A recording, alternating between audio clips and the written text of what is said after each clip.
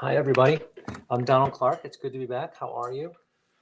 So it's been a few weeks, and in that amount of time, I think what we had talked about before was rain, and in that amount of time, we have just been pounded with rain, and some of the areas around here got their first frost last night. So here we go, and soon it won't be a frost, it'll be snow.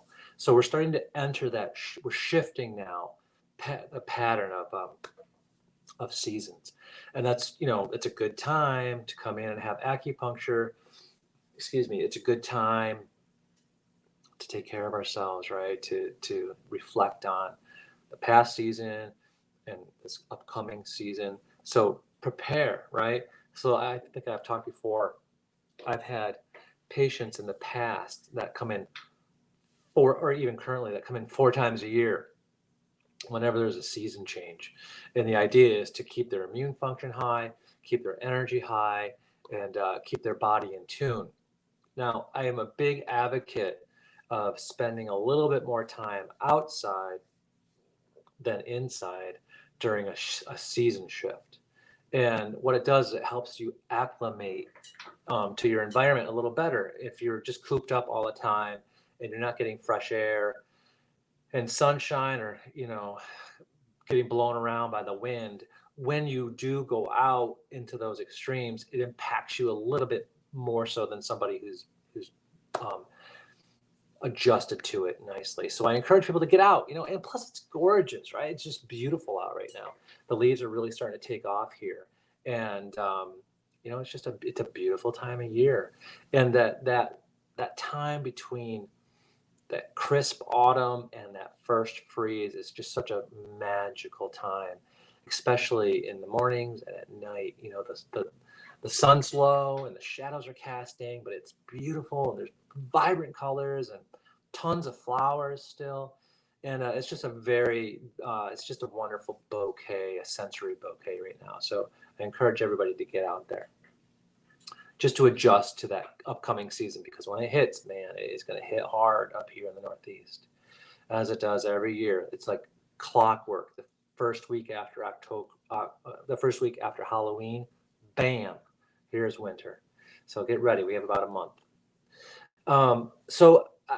I see a lot of people every week, and we talk about the Facebook Live videos and what we do and what we talk about. And one reoccurring theme that comes up that everyone seems to want to know about are the do's and don'ts of acupuncture, and of what the do's and don'ts of what to do during IVF cycles. And so I'm just going to briefly go over that again real quick, the do's and don'ts. And I hope that helps. I know a lot of it's redundancy, but at the same time, it's important for people to hear the redundancy. And because I'm amazed at all the time as to how everyone will say, "Oh, I didn't know that," or "Thank you for sharing that with me. I wasn't sure." And no, obviously, not everybody watches these Facebook lives. So for those that do, appreciate it, and spread the word. Okay. So some of the don'ts, right? And the biggest thing I can say is don't stress, right? Easy for me to say. I'm not walking around in your shoes, but stress is really going to inhibit the cycle's development a little bit more so than an unstressful um, cycle. So try. And when I mean stress, I mean physical stress, emotional stress, spiritual stress. Try to stay as stress free as possible. You don't want those cortisols and those adrenalines pumping through your system. You want those to go, you want it to go very smoothly. You want the progesterones and the estrogens to run as smoothly as possible. And when you're pumping in to those stress hormones, it doesn't block the fertility hormones, but it can get into the same pathways and fill the pathways, and then it's crowded. It's a space thing. It's a pathway thing. So you want to keep those pathways open as much as possible for your fertility hormones. So try not to stress, right? And when I mean stress, I mean like don't work overtime, right? don't burn the candle at both ends. You can literally have the best medicine in the world, the greatest doctors, and the greatest gurus surrounding you in your cycle. But if you're burning the candle at both ends and you're burning yourself out and you're stressed out, it's really not going to do what you want it to do. It's not going to help anything, right? And so I'd rather you had minimal treatment and low stress than the best treatment in the world and an exuberant amount of stress, right? So cut the stress out, right? Don't burn the candle at both ends. Don't work overtime. Try, I beg of you, easy for me to say, try to stay away from or try to postpone epic life decisions. I know sometimes life comes at us right out of left field and we don't see it coming, and that's something different. That's an anomaly, and that's life in its purest form. It's unpredictable. Those unpredictable situations, we navigate those as we will, as we can. But anything that's in your control, try to leash it. Try to keep it under wraps and let your body just kind of go through a cycle with as least amount of stress as possible.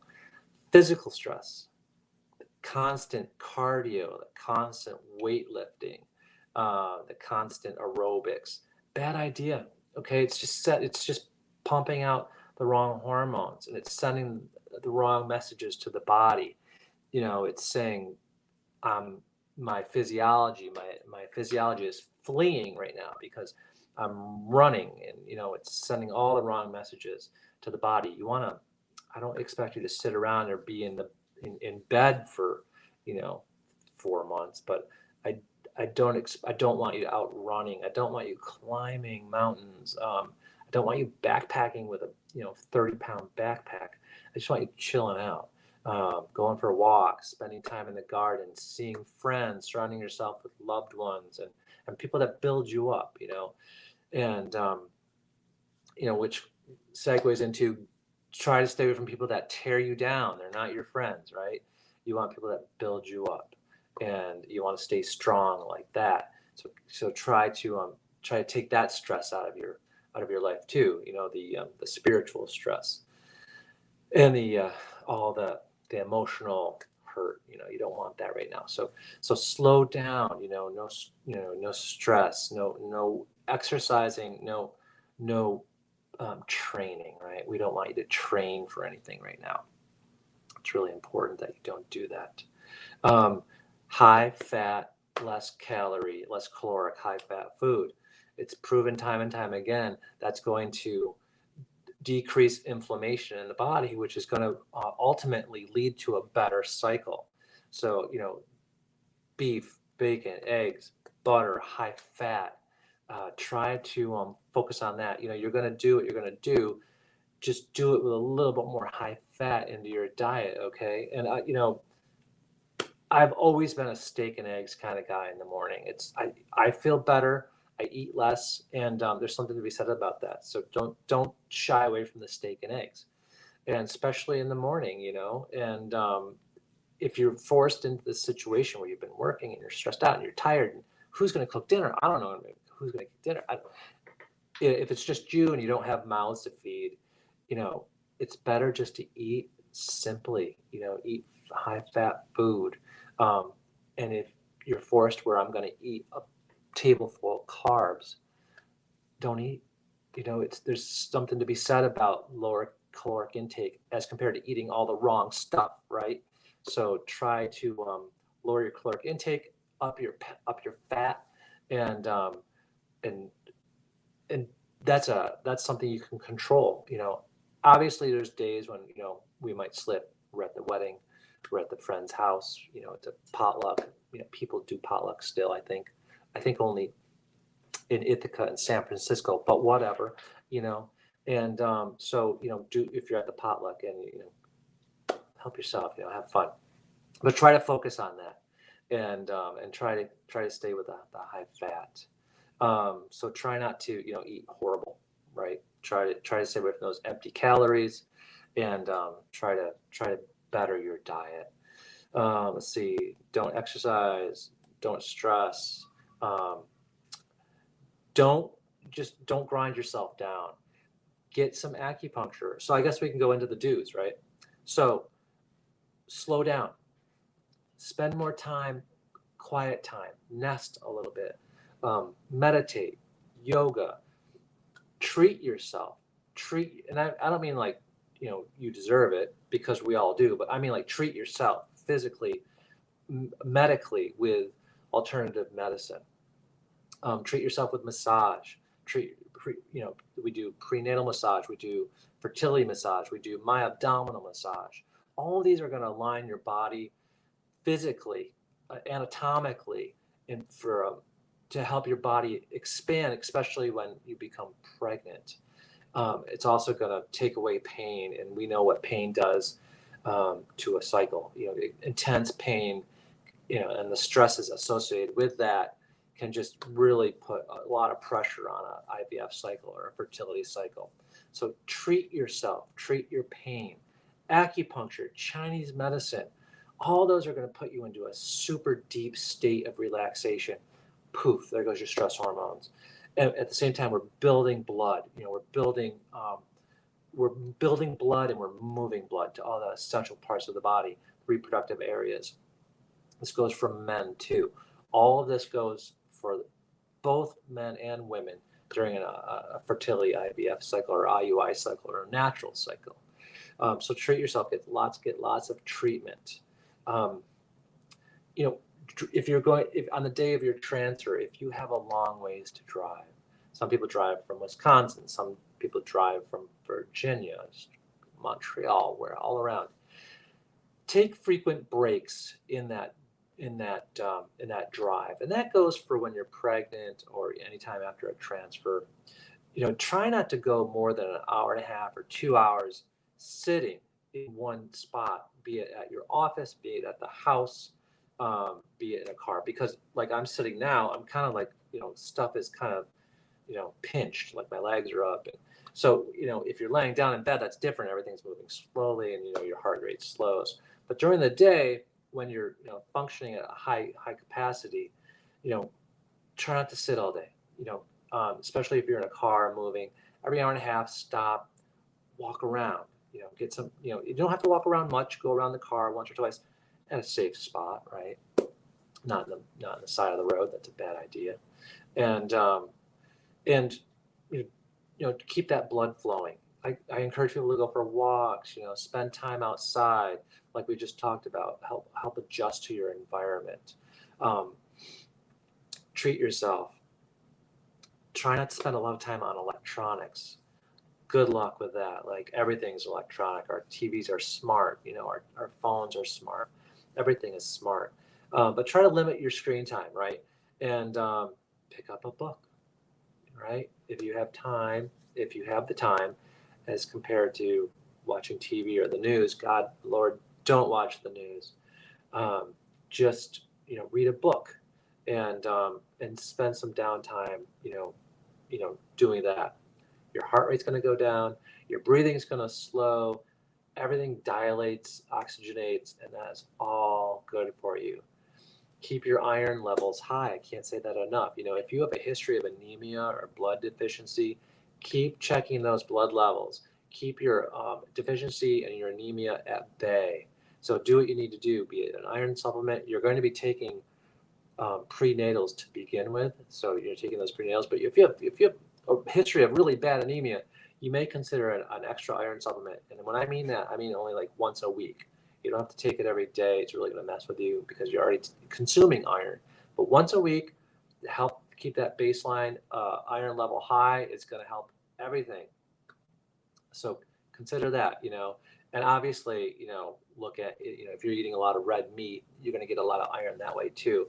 But you need to take your vitamins to help transport that iron, right? Vitamin D, vitamin B, and get lots of sunshine and iron. So keep that in mind. So keep your iron levels high, keep your anemia at bay. Most women have some sort of blood deficiency. So, make sure you're taking those prenatals. And, if you have a history, take some extra iron. So, slow down, meditate. People don't meditate enough. I also don't meditate enough. Pray, right? Pray to, the world, pray to your God, your goddess. And what that does is it lets us be heard, right? It lets us be heard to the great beings. And so, that's important because we all want to be heard and we all want to have a conversation that's positive. And sometimes I find through prayer, I get that and I feel better. So, spend some downtime, pray, relax, read, um, try to eat high fat food, high iron food. Don't work overtime, and treat yourself. Right. Try not to burn the candle at both ends. And let's see. I can see some questions rolling in, or a question rolling in. Get my glasses here. Yeah, the question is, you know, solution or alternatives to beef and dairy. Now, if you have sensitivities, you have sensitivities, and that's okay. You need to address those sensitivities accordingly. Otherwise, you're going to have problems, right? If you're lactose or you have sensitivity to milk or sensitivity to beef, and you know you do you. You do you. What you live your life how it makes you the happiest. You've often heard the term no pain, no gain. And that is true. Sometimes making the hard decisions and choices to better yourself are those. They are hard. And that's something that we, take upon ourselves and we go at our own pace. But if you have allergies or you have sensitivities, then you have to listen to your body and you have to do you. And you'll always find a way through that. And as far as, alternatives to beef, I've always said venison, but there's not a lot of fat in venison. And so you'd have to eat a lot of venison to get that. But you can still get the iron that you need through venison. So there's venison. And there's other meats, there's other, fishes and pork and chicken and that. And so, there are those options. And dairy, it's hard to yes, every other substitute is, a nut-based or a plant-based substitution, which isn't always the best. So you want to stick to, like, if it is a dairy sensitivity, then, you might consider lactose-free, milk or Lactaid, and that might help you, um, get over those hurdles. And yeah, and so I hope this helps you. I know it's brief, but I do hope that it helps. Please text me. Um, you know, I can see, I drink almond milk and mixed nuts. Should I avoid it? It's not the ideal fertility diet, right? Plants tend to cause a lot of inflammation in the body. And, you're eating nuts and almonds, and those are going to cause inflammation. And the goal throughout your fertility cycle is to decrease the inflammation as much as possible. So we try to stay away from the carbs. We try to stay away from the high plant diets, and we try to move into a higher fat diet. So keep that in mind. If you're having a little bit here and there, you're having a little bit here, and if you're staying more focused on your high fat diet, high fat meats, then you're on track. You're on track, and just don't beat yourself up about maybe the fact that you weren't 100% one day. Try not to lose track of the finish line, and the finish line is a healthy, uh, more fertile body, right? And even the small changes can have huge impacts, right? It doesn't have to be a monumental shift all at once. So remember, small impacts, small changes make big impacts. Take care of yourselves. Text me, email me, set up a consultation on Wednesdays. Come in, see me, and I'd love to chat with you guys. Take care. Enjoy the fall weather, and before the frosts come, get out there, see the flowers, because in another week or two, around here, anyways, there aren't going to be any flowers left unless you're in a greenhouse. So it was a good summer. We had a lot of good times, and it was just gorgeous. Thank you.